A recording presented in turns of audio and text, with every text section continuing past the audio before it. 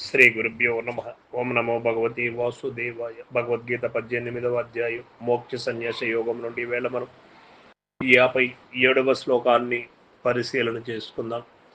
చేతసా సర్వకర్మాణి మయి సన్యస్య మత్పరః బుద్ధియోగముపాశ్రిత్య మచ్చిత్తః సతతం భవ.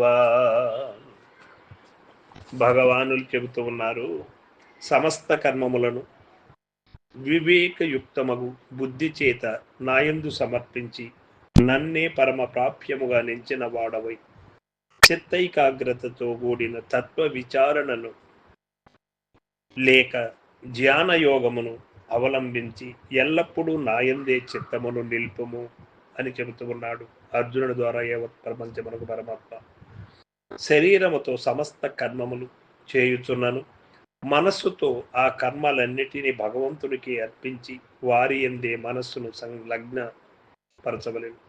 చేతస అని చెప్పుట వలన కర్మ ఫల సన్యాసమే ఇట బోధింపబడినది, కానీ కర్మ సన్యాసము కాదు.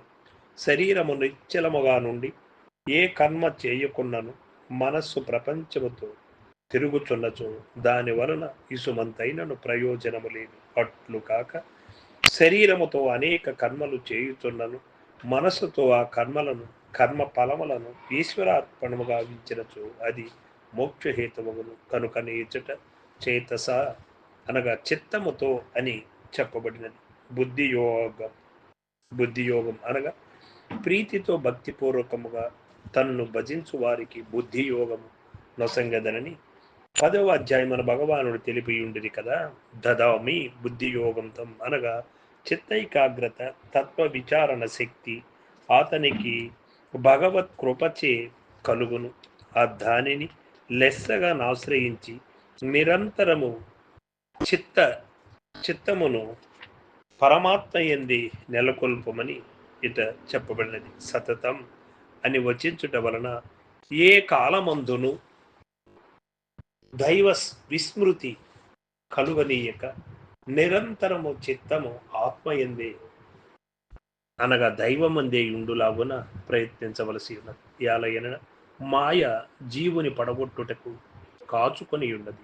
అతడు ఏమాత్రమొకింత అజాగ్రత్తగా నున్నప్పటికీ అది అతని నావరించి వైచి తమస్సులు అజ్ఞానములో విషయ సుఖములలో పడవేయుటకు సిద్ధముగా నున్నది. కావున సాధకులు సతతం అను ఈ పదమును జ్ఞప్తి ఎందుంచుకొని దైవ విస్మృతి ఏ మాత్రము కలుగుకుండలాగున చూడబడింది.